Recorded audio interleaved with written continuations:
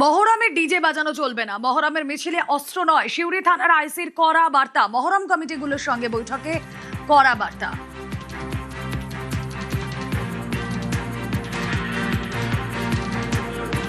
আমি বলে দিই, ও মনে করালো যেসব আছে, আপনাকে যেটা প্রথম দায়িত্ব দিলাম, যে 4-5 জন আপনারা থেকে সিরিয়াল করেছি মহরমে, আপনাদের বলে যাবেন কোথায় গত বছর আপনার গাড়ি ডাইভার্ট করতে হয়েছিল,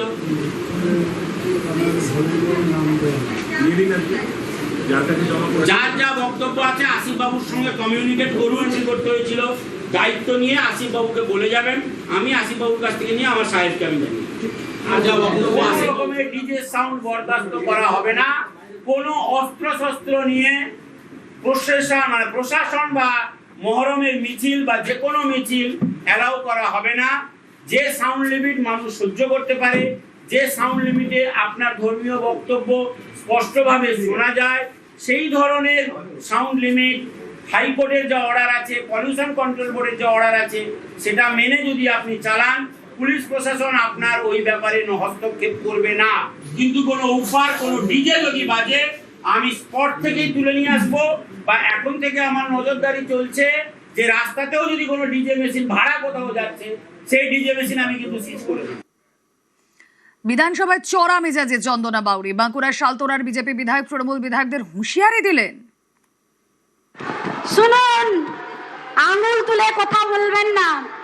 শুনুন, এটাই হচ্ছে পশ্চিমবঙ্গ বর্তমানের সরকার, হিন্দু মুসলিম করে না। তাই বারবার সবকা সাথ, সবকা বিকাশ, সবকা বিশ্বাসের কথা বলেন এই সরকার। তৃণমূল জমানায় নেতাদের গলায় একের পর এক হুমকি শোনা গিয়েছে। বিধানসভায় সেই প্রসঙ্গ টেনে বাঁকুড়ার শালতোরার বিজেপি বিধায়ক চন্দনা বাউরি সরব হলেন। আপনারা যেভাবে 15 বছর সরকারটা চালিয়েছেন, তাতে করে পশ্চিমবঙ্গের মানুষ অতিষ্ঠ হয়ে গেছিল। আপনাদের সরকার যখন চোরাম গুড় বাতাসা কেটে ভাগীরথীতে ভাসিয়ে দেব, সেই তখন তো আপনারা কোথায় ছিলেন আপনারা? তখন তো কেউ বলেননি এই বিধানসভাতে যে না, বলবেন না। আমাদের সরকার গণতন্ত্র প্রিয় সরকার, তাই এখনো পর্যন্ত আপনারা সুরক্ষিত আছেন।